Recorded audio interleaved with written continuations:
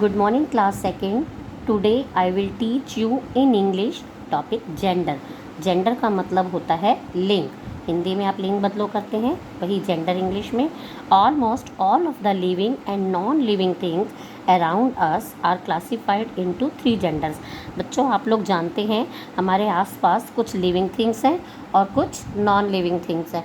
Living thing का मतलब होता है सजीव चीज़ें जिनमें जान होती है.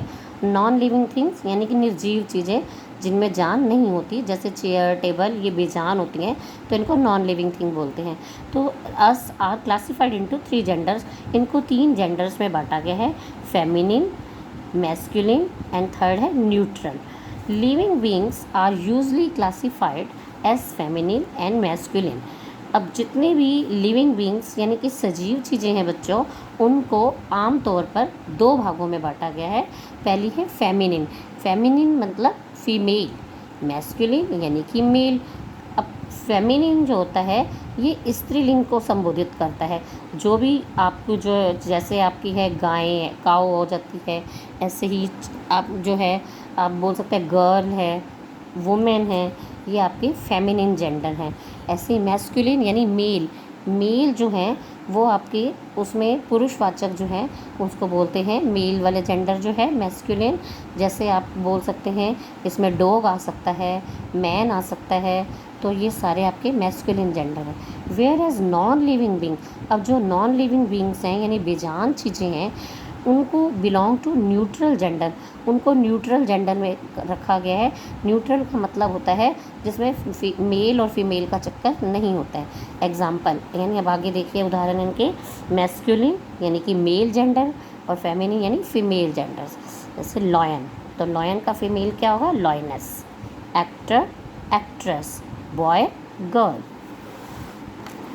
Prince, princess, brother, sister, father, mother, lord, lady, hero, heroine, husband, wife, king, queen, son, daughter, uncle, aunt, sir, madam, dog, bitch, peacock, पीहन.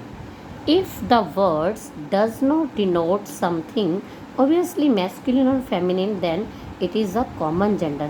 कुछ ऐसे भी जेंडर होते हैं बच्चे जिनमें मेल फीमेल दोनों तरह के ही होते हैं, तो उनको हम कॉमन जेंडर में रखते हैं. Example doctor. अब डॉक्टर जो है लेडीज़ भी हो सकती हैं, जेंट्स भी हो सकता है, तो डॉक्टर वर्ड तो दोनों के लिए सेम यूज़ होता है ना, तो ये common gender.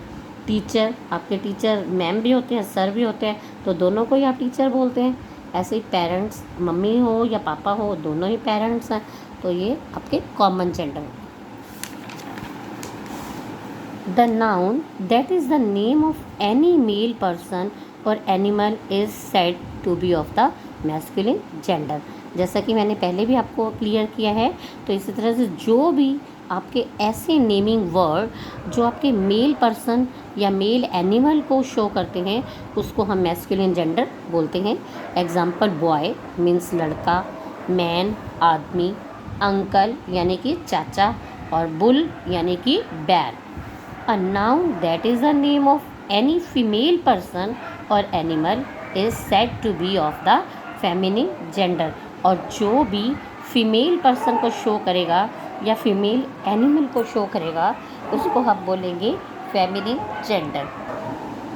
Example girl. Girl means लड़की, वुमेन यानी औरत, आंट चाची एट्सेट्रा. इस तरह के एग्जाम्पल आपके फेमिनिन जेंडर यानी फीमेल के लिए यूज हुए. A noun that is the name of a lifeless object. Lifeless object जिनमें जान नहीं होती है, ऐसी चीज़ों के लिए said to be of the neuter gender. उनको हम क्या बोलेंगे? Neuter gender. Example paper. अब पेपर भी बेजान है. मोबाइल, डेस्क, फाइल, मैगजीन, ये सारी चीज़ें बेजान होती हैं, नॉन लिविंग थिंग है, तो ये न्यूटर जेंडर में आएंगी. A noun that is the name of a person और animal that may be either male और फीमेल. जो मेल भी हो सकता है, फीमेल भी हो सकता है, ऐसे नाउन को is said to be of the common gender. उसको कॉमन जेंडर बोलेंगे. एग्जाम्पल पेरेंट्स यानी कि फादर और मदर दोनों ही पेरेंट्स में आते हैं. डॉक्टर मेल और फीमेल दोनों में ही आते हैं.